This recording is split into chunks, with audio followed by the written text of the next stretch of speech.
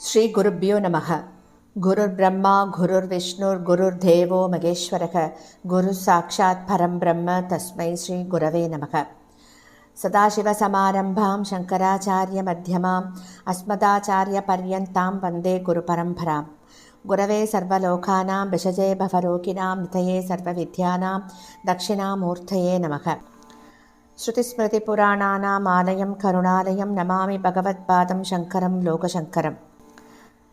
सदात्मध्याननिरतं विषयेभ्यः पराङ्मुखं नौमि शास्त्रेषु निष्णातं चन्द्रशेखरभारतीं विवेकिनं मगाप्रज्ञं धैर्यौधार्यक्षमानिधिं सदा अभिनवपूर्वं तं विद्यातीर्थगुरुं भजे.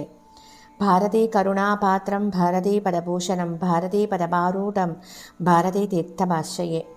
विद्याविनयसम्पन्नं वेदरागं विवेकिनं वन्दे वेदान्ततत्त्वज्ञं विदुशेखरभारतीम्. அனைத்து பெரியோர்களுக்கும் நீலாயதாட்சி குமாரின் நமஸ்காரங்கள். பிரதி குருவாரம் நம்ம சிங்கேரியில் சங்கரரை பத்தி கேட்டுருக்கோம். குருநாதர்களோட பேரருள்ள இந்த காவியத்தின் நூலாசிரியர் திரு கே நாராயணசுவாமி அவர்கள். இவர் எழுதிய புத்தகத்தின் ஒவ்வொரு வரிகளையும் நாம் அனுபவிச்சு கேட்டுருக்கோம். பிரதி குருவாரத்திலையும் போன வாரத்தின் தொடர்ச்சியை தான் தொடர்ந்து கேட்க போகிறோம். 105வது வாரமாக இன்னைக்கு நாம ஸ்ரீ வித்யா தீர்த்தரின் தபசித்தி பத்தி கேட்க போறோம்.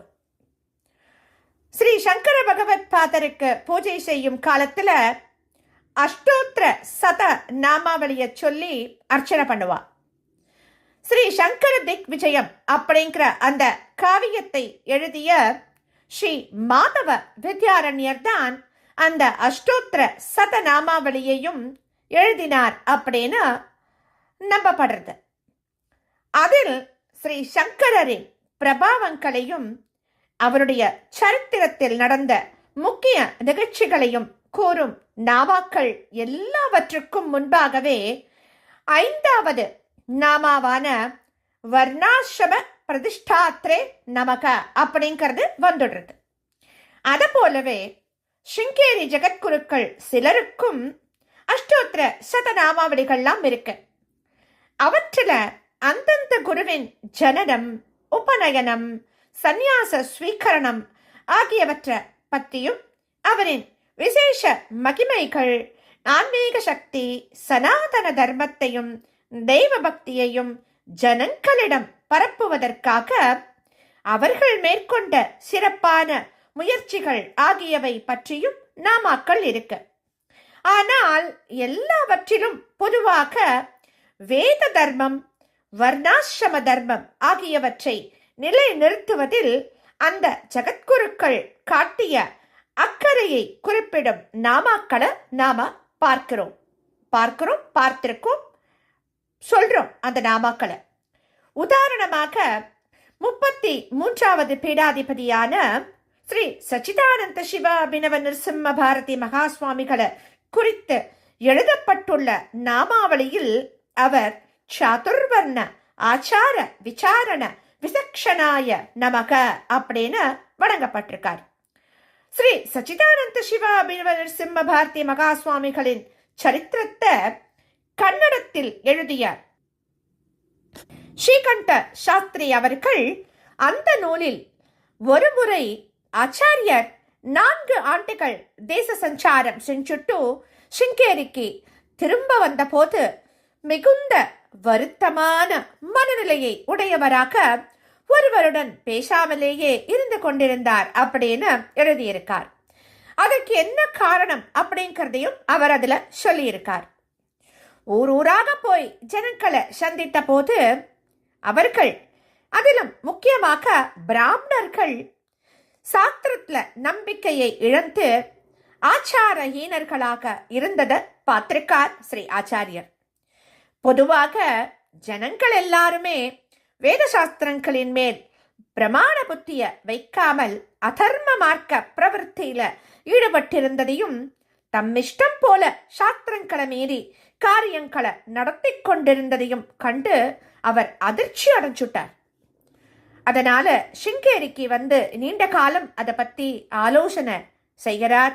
ஆலோசனை செய்து வேதங்களையும் சாஸ்திரங்களையும் போதிக்கும் பாடசாலையை ஸ்தாபனம் பண்றார். அதில் தேர்ச்சி பெற்றவர்களை கொண்டு எல்லா இடங்களிலும் தர்ம பிரச்சாரம் செய்ய வேண்டும் அப்படிங்கிறது அவருடைய திட்டமா இருக்கு. ஆனா கலியின் கொடுமை அதிகமாக இருந்ததுனால அந்த திட்டம் மட்டும் போதாது என்றும் பகவானின் துணை இருந்தால்தான் ஆச்சார சீரழிவை தடுக்க முடியும் என்றும் அவருக்கு தோணிடுத்து. இதையும் ஸ்ரீகண்ட சாஸ்திரி அவர்களே அதுல சொல்லியிருக்கார், குறிப்பிட்டு சொல்லியிருக்கார். பல ஆண்டுகளுக்கு பிறகு காலடியில ஸ்ரீ ஆதிசங்கர பகவத் பாதருக்கும் ஸ்ரீ சாரதாம்பாளுக்கும் ஆலய நிர்மாணம் செய்து கும்பாபிஷேகம் நடந்த பிறகு ஸ்ரீ ஆச்சாரியர் ஒரு நாளைக்கு ஸ்ரீ சாரதாம்பாள தரிசனம் பண்ணிட்டு அவளிடம் தம் மனவேதனையை வெளிப்படுத்தி பிரார்த்தனை செஞ்சு கொள்றார். அவர் என்ன பிரார்த்தனை பண்ணிக்கிறார் அப்படின்னா, தாயே, தாமரை மலர் போன்ற உள்ளத்தை எல்லோருக்கும் நீ கொடுத்திருக்காய்.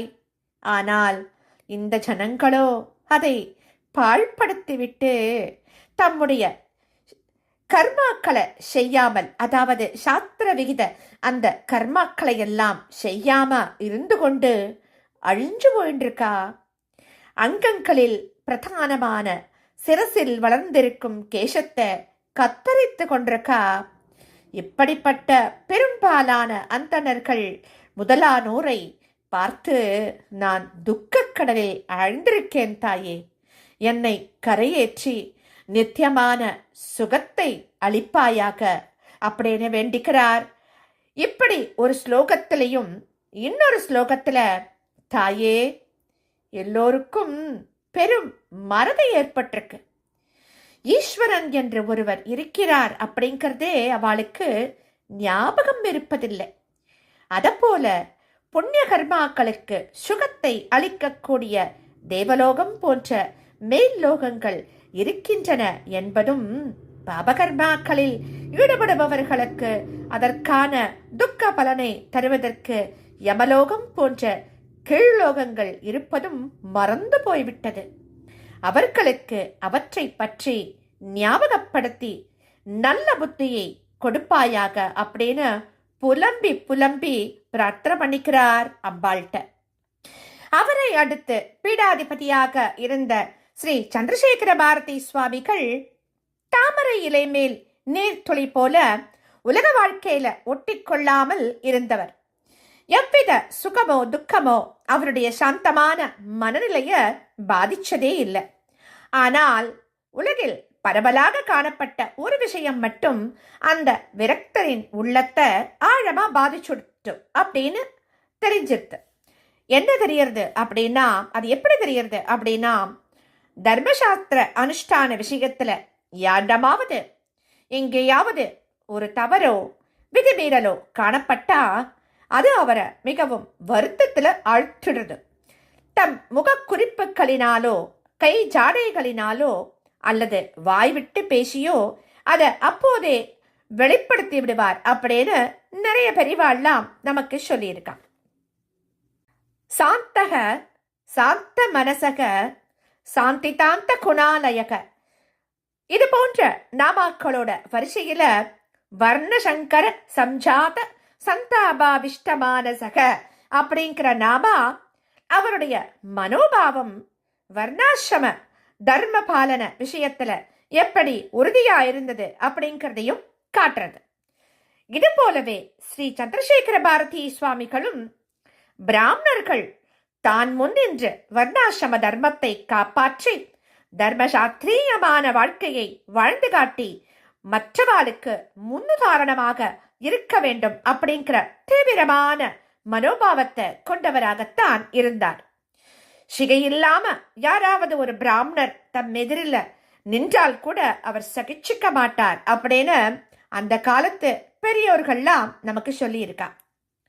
தம்வரை தர்மசாஸ்திரங்களை அனுசரிச்சு ஸ்ரௌத ஸ்மார்த்த கர்மாக்களை செஞ்சு கொண்டு எளிய தூய்மையான வாழ்க்கையை நடத்தி கொண்டிருந்த பண்டிதர்கள் கூட மற்ற லௌகீகர்களை பார்த்துட்டு தம் குமாரர்களையும் குமாரிகளையும் நவீன வழியில் வளர்க்கத் தொடங்கிவிட்டதை பார்க்கும் போதெல்லாம் ஸ்ரீ ஆச்சாரியர் அவர்களை அழைச்சு தம்மால் இயன்ற மட்டும் அவர்களுடன் வாதாடி அவர்களுடைய மனதை மாற்ற முயற்சி செய்த நிகழ்ச்சிகளும் நிறைய உண்டு. அத்தகைய நிகழ்ச்சி ஒன்றை பற்றி ஸ்ரீ ஞானானந்த பாரதி சுவாமிகள் தேன்மொழிகள் அப்படிங்கிற தொகுப்புல எழுதியிருக்கார். ஸ்ரீ ஆச்சாரியரை தரிசனம் பண்ணுவதற்காக சிங்கேரிக்கு வந்த வேதசாஸ்திர பண்டிதர் ஒருவரிடம் ஸ்ரீ ஆச்சாரியர் அவருடைய குமாரனின் படிப்பை பற்றி விசாரித்த போது நடந்த சம்பாஷணை முழுவதும் நவீன வித்யாபியாசம் அப்படிங்கிற அத்தியாயத்துல அந்த புஸ்தகத்துல எழுதப்பட்டிருக்கு. அதனுடைய சுருக்கத்தை நம்ம கேட்க போறோம். அந்த பண்டிதர் தன்னுடைய குமாரன் 6வது பாரத்துல, அதாவது அக்காலத்து 11வது வகுப்புல நல்லபடியாக படித்துக் கொண்டிருப்பதாகவும் அதில் தெரிய பிறகு பட்டப்படிப்பிற்காக அவனை கல்லூரியில் சேர்க்க எண்ணி இருப்பதாகவும் ஸ்ரீ ஆச்சாரியரிடம் தெரிவிக்கிறார். எனது ஸ்வல்ப வரும்படியில் அவனுடைய மேல் படிப்பிற்காக செலவு செய்வது அப்படிங்கிறது ரொம்பவும் சிரமமான காரியம்தான். ஆனாலும் அவன் எதிர்காலத்துல பணம், செல்வாக்கு, அதிகாரம் எல்லாத்தோடையும் சுகமாக வாழணும் அப்படின்னா தொடர்ந்து மேலே படிக்கத்தான் வேணும். அவனுடைய உபாத்தியாயர்களும் அதையே தான் சொல்றா. சொல்வது மட்டும் இல்லாம என்ன அவ வற்புறுத்தியும் சொல்லிட்டு இருக்கா. அவையெல்லாம் இகலோக சம்பத்துக்கள். ஆனால் அத்தியாத்ம பிரயோஜனம் அப்படிங்கிறது சாஸ்திர படிப்பு படித்து தர்ம மார்க்கத்துல பழகினாதானே ஏற்படும் அப்படின்னு ஆச்சாரியர் கவலையோட சொல்றா. அதாவது அவர் வற்புறுத்தி சொல்றா அப்படின்னு அந்த பண்டிதர் சொன்னதுக்கு அப்புறம் ஆச்சாரியால் சொல்றா அவையெல்லாம் இகலோக சம்பத்துக்கள்னு சொல்றா. அதனால அத்தியாத்ம பிரயோஜனம் அப்படிங்கிறது சாஸ்திர படிப்பு படிச்சாதான் கிடைக்கும், அந்த படிப்புல கிடைக்காது, இந்த தர்ம மார்க்கத்துல பழகினாதானே ஏற்படும் அப்படின்னு அவர் கவலையோட சொல்றார் ஆச்சாரியர். அப்போ அந்த மனிதர் பதில் சொல்றார், தர்ம மார்க்கத்தில் அபியாசம் செய்ய அவனுக்கு அவகாசமே இல்லையே அப்படின்னு சொல்றார். அப்ப ஆச்சாரியால் சொல்றா, ஏன் அப்படி சொல்றேன்? நீங்கள் பிராச்சீனமான சம்பிரதாயத்திலேயே வளர்ந்து வேதத்தையும் சாஸ்திரத்தையும் நன்னா கத்துண்டு இன்றைக்கு பண்டிதாளின் முன்னணியில் இருந்து கொண்டிருக்கேளே, உங்களைப் போல அவன் முன்னுக்கு வந்தால் போதாதா அப்படின்னு ஆச்சாரியர் கேட்கிறார். அதுக்கு இவர் பதில் சொல்றார், வக்கீல்கள், உத்தியோகஸ்தர்கள் ஆகியோருக்கு காட்டப்படும் மரியாதை போல ஆகுமா பண்டிதாளுக்கு இன்று சமூகம் காட்டும் மரியாதை? எங்கும் லௌகீகர்களுக்குத்தானே அதிக மரியாதை காட்டப்படுறது அப்படின்னு குறப்பட்டுக்கிறார் அந்த பண்டிதர். அப்ப ஆச்சாரியால் சொல்றா, நீங்களாகவே உங்களை தாழ்மைப்படுத்திக் கொள்வது மிக தவறு. நீங்கள் நடந்து போய் கொண்டிருக்கும் போது நாகரீக படிப்பை பெற்றுவிட்ட ஒருவர் மோட்டார் காரில் போவதை கண்டால் உங்களுக்கு அவரிடம் அசூயை ஏற்படலாம். வேதத்தை படித்து நாம் வீணாக போய்விட்டோம் அப்படிங்கிற சுய பச்சாதாபம் கூட ஏற்படலாம்.